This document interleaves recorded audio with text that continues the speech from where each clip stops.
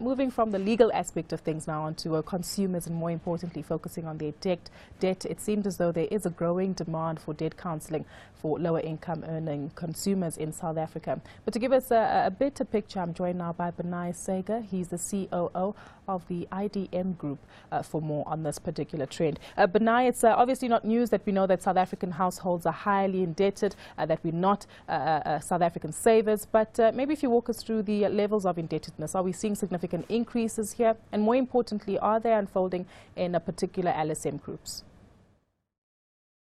Thank you, Gugu, for the opportunity. What we're seeing in terms of the debt levels for South Africans is actually quite worrying. At Debt Busters, we normally publish every 3 months, we do a review of the industry.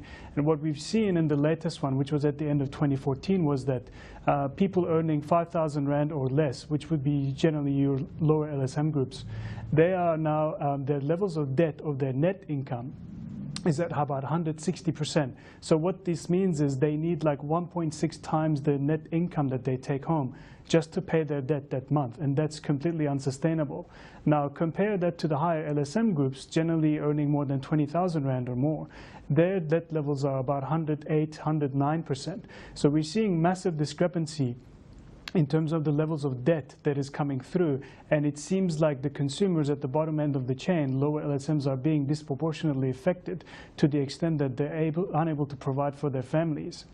But now, how is this happening, especially given the fact that we've seen a lot more regulators coming forth and having stricter and tighter controls when it comes to credit lending in South Africa, and also protection of consumers who are highly indebted? Yeah, it's an interesting question, Gugu. The National Credit Act was enacted to really improve access to all South Africans in terms of giving access to credit. What's happened over the last several years is that there has been an unprecedented increase in terms of unsecured debt that's being lent to individuals. Now, the original intention of the National Credit Act was to extend secured credit, allowing individuals, particularly at lower LSM groups, to be able to buy cars and access to the housing. What's happened, though, is that over time, unsecured debt, which is basically store cards, credit cards, personal loans, has taken over in terms of the amount of money that's being lent. And what you're seeing now is that on average, the lower LSM groups are being given much more unsecured debt at higher percentage rates. On average, this is about 24% annual interest rate compared to the higher LSM groups, which are being generally charged about 12 to 16%. Now, compare that to a few years ago, only in 2012, there wasn't such a big discrepancy because the levels of unsecured debt was much lower. It was roughly on par at 12% average interest rate that was being granted to individuals across the board. So what we've seen over the last few years is, the likes of microlenders and payday lenders and so on have been granting a lot more unsecured loans in the period 2012 to 2013. Now they have pulled back quite a bit, particularly since the demise of African Bank.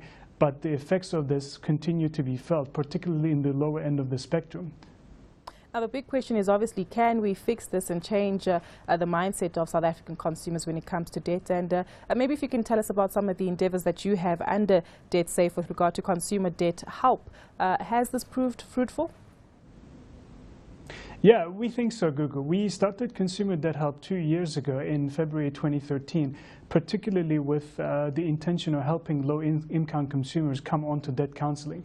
Now, the way that debt counseling works is it's a process that you join as an individual if you are over-indebted, and you get into a structured program. Over the course of 3 to 5 years, you pay reduced payments that covers all of your existing debt, and you get out of debt at the end of that period. Now, the catch is, though, if you are lower income and you make lower payments, the fees that debt counselors would get would also be lower. Because of this, what was happening was that none of the debt counselors were helping these individuals. And I'm talking particularly for individuals who earn less than 6,000 Rand per month. The regulator, National Credit Regulator, used to have a subsidy for low-income clients, which we're really hoping they're going to bring it back. It hasn't been in existence for about 4 years. And over this period, we basically said, you know what, at the IDM Group, where our flagship company is Debt Busters, we really want to help these individuals. And we established a consumer debt help company where we've helped over 2,000 clients in the last 2 years alone, really focusing on this low-income clients. And this is our corporate social responsibility effort that we really put forward. And we're very happy to be able to help thousands of South Africans at the low end of the spectrum and hopefully get these people out of debt. Well, we're certainly grateful that we have your endeavours underway, and I wish you the best in them going forward. Thank you so much to Benay Segar. He's the COO of the IDM Group there.